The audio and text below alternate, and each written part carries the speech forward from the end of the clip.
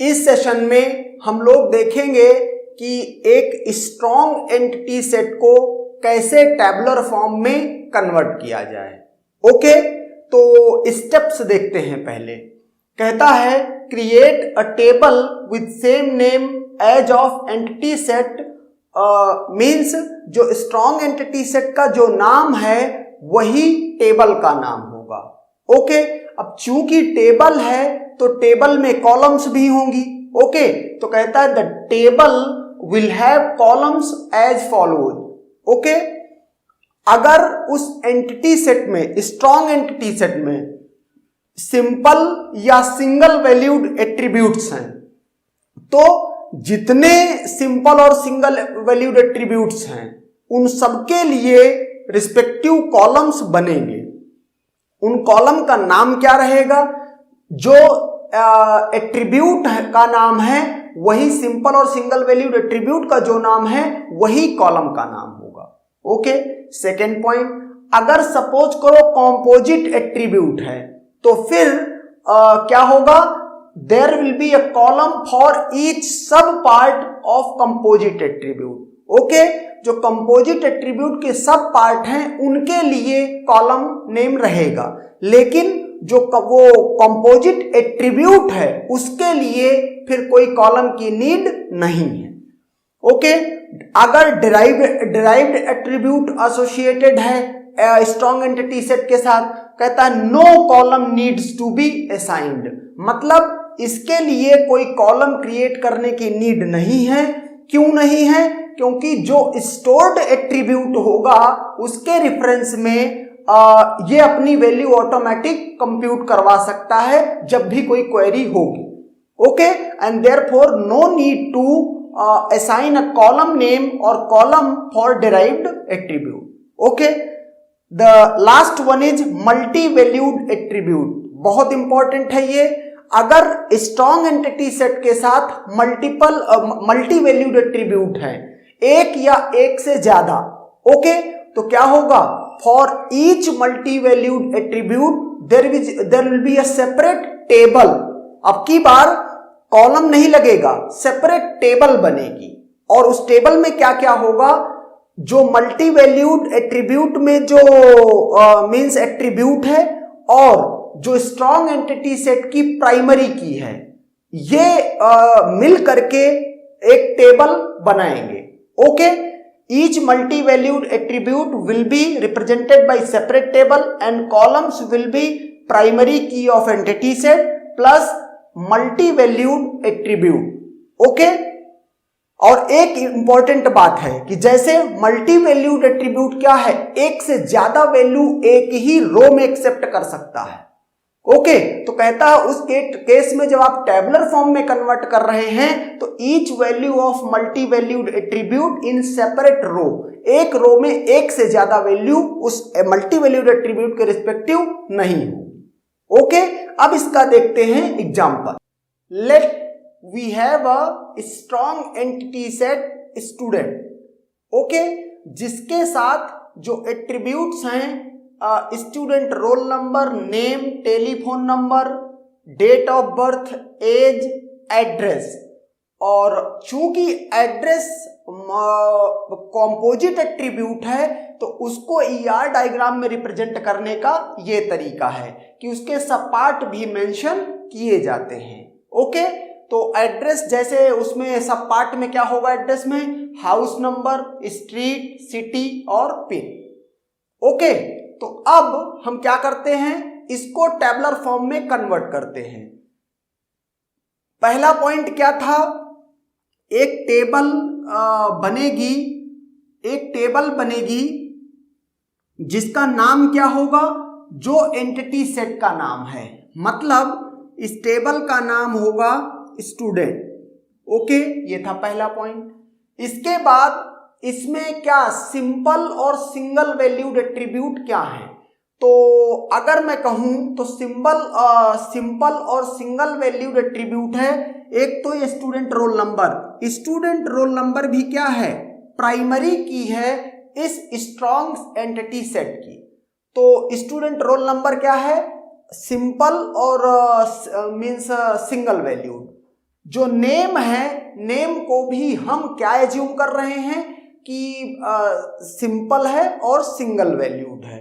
Okay, अगर कोई आपको नेम को बोलता है कि स्पेशली के कंपोजिट है एट्रीब्यूट, तो फिर इसको कंपोजिट की तरह ट्रीट किया जाएगा, लेकिन मैं अभी बोल रहा हूं कि ये सिंपल है। ओके, तो स्टूडेंट रोल नंबर के नाम का ये कॉलम बनेगा। ओके, नेम भी सिंपल है, सिंगल वैल्यूड है, तो नेम के लिए भी हमने कॉलम बना दी। ओके, अब यहां पर देखें डीओबी जो डेट ऑफ बर्थ है, डेट ऑफ बर्थ को भी क्या बोलेंगे, इसको भी हमने बोला है क्या, सिंपल एट्रीब्यूट है और सिंगल वैल्यूड है। ओके, तो इसके लिए भी एक कॉलम हो गई। अब देखें यहां पर एज क्या है, एज है डिराइव्ड एट्रीब्यूट एंड देयरफॉर हम इसको इस टेबल में इसके लिए कोई कॉलम नहीं बनाएंगे। ओके, इसके बाद बात करते हैं एड्रेस की। ओके, ये टेलीफोन नंबर तो डिराइव्ड एट्रीब्यूट है, तो इसके लिए अलग ट्रीटमेंट होगा। पहले बात करते हैं किसकी, एड्रेस की। तो जब एड्रेस की बात करेंगे तो कहता है एड्रेस इस एट्रीब्यूट को स्टोर कर, मींस इसके लिए कोई कॉलम कंस्ट्रक्ट करने की नीड नहीं है, इसके सब पार्ट्स के लिए कॉलम बनेगी। तो मैंने ये लिखा क्या, हाउस नंबर। ओके, ये कॉलम बनाई। दूसरी स्ट्रीट, स्ट्रीट के लिए कॉलम बनाई। तीसरी सिटी, सिटी के लिए कॉलम बनाया। और चौथा क्या है, पिन, पिन के लिए भी कॉलम बनाया। ओके, इस एड्रेस जो ये खुद एड्रेस एट्रीब्यूट है, इसके लिए कोई कॉलम नहीं बनेगी।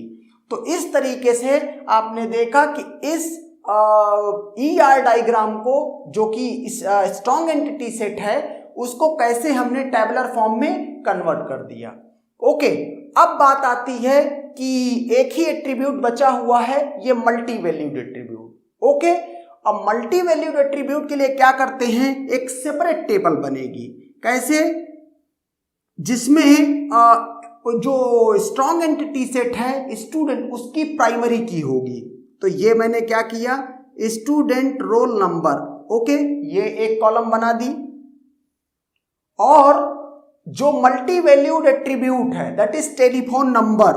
ओके, ये टेलीफोन नंबर मैंने ये इस तरीके से इसके लिए भी एक कॉलम बना दी।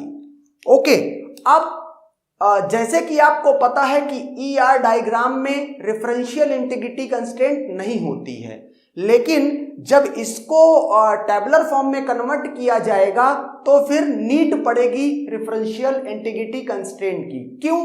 क्योंकि यहां तो दिख रहा है कि ये टेलीफोन नंबर इसी का पार्ट है, इसी का एक एट्रीब्यूट है, लेकिन अगर आपने इस तरह से डिसकनेक्टेड टेबल्स बना दी तो ये नहीं समझ में आएगा कि क्या ये दोनों टेबल्स रिलेटेड हैं। ओके, दोनों एक ही मींस एंटिटी सेट का डेटा है।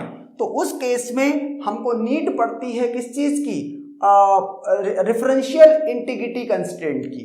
तो अब यहां पर आपको एक बात ध्यान देनी पड़ेगी, क्या कि जो प्राइमरी की होगी इस टेबल की, अच्छा जैसे सपोज करो इस टेबल का नाम तो स्टूडेंट था, तो इस टेबल का मैं नाम कर देता हूं स्टूडेंट, और ये क्या, टेलीफोन नंबर। ओके, दोनों का मिला के इसका नाम दे दिया। आप कुछ भी नाम दे सकते हो, नाम पे यहां पर बहुत कोई कंस्ट्रेंट नहीं है, लेकिन हाँ इस नाम पे जरूर कंस्ट्रेंट है। ओके, अब देखो इनको मिला के मैंने कह दिया ये प्राइमरी की है। यहां पर ये student roll number primary key है, जो प्राइमरी की होती है उसके नीचे एक लाइन खींची जाती है, अंडरलाइन। ओके, जो जो एट्रीब्यूट पार्टिसिपेट कर रहे हैं इन मेकिंग द प्राइमरी की। अब क्या करेंगे, फॉरेन की रिलेशनशिप क्या है, कहता है कि इस टेबल का जिस एट्रीब्यूट या सेट ऑफ एट्रीब्यूट्स को फॉरेन की कह रहे हो वो मींस किसी दूसरे टेबल की प्राइमरी की को रेफर करना चाहिए। तो जैसे मैं इसको कह रहा हूं क्या, इस अकेले को स्टूडेंट रोल नंबर को कह रहा हूं फॉरेन की। ओके, और ये क्या करेगा, ये रेफर करेगा स्टूडेंट टेबल में स्टूडेंट रोल नंबर को, या ऐसे भी बोलते हैं कई बार कि student roll number is referring to student. तो रेफरिंग टू स्टूडेंट तो उसका डिफॉल्ट मतलब है कि उसकी प्राइमरी की को ही रेफर करेगा। ओके, तो इस तरीके से आपने देखा क्या कि एक स्ट्रॉन्ग एंटिटी सेट को हमने क्या कर दिया, कन्वर्ट कर दिया टेबुलर फॉर्म में। ओके, सपोज करो इसमें एक और क्या होता, एक और मल्टी वैल्यूड एट्रीब्यूट होता, लेट की वो एट्रीब्यूट क्या है, लेट से P। ओके, तो उस केस में क्या करते, एक और सेपरेट टेबल बनती ऐसे, जिसमें क्या क्या होता, उसमें होता स्टूडेंट रोल नंबर और क्या होता, ये खुद एट्रीब्यूट P ऐसे करके। ओके, इसका नाम student roll number underscore P आप दे दो। ओके, दोनों मिलकर के प्राइमरी की बन जाएंगे और ये स्टूडेंट रोल नंबर क्या करेगा, ये फॉरेन की बन जाएगी और रेफर करेगी स्टूडेंट टेबल की प्राइमरी की को। ओके, तो कनेक्टेड भी हो जाएंगे। अच्छा, ये इतनी बात रही। अब आपको जैसे कि पता है कि अगर telephone number multi valued attribute है, इसका मतलब ये जैसे सपोज करो मैं कहूं कि जो रोल नंबर 1 है वो उसके पास 2 फोन नंबर हैं, एक X और एक Y। तो जब डेटा स्टोर करने की बात आएगी तो आप इस तरह डेटा स्टोर नहीं कराओगे। ओके, मल्टी वैल्यूड एट्रीब्यूट में एक से ज्यादा वैल्यू अगर किसी भी रो में है तो आप क्या करोगे, उसको सेपरेट रो में करोगे, इसको क्या कर दोगे, ऐसे स्टोर कराओगे। Okay, and that's done.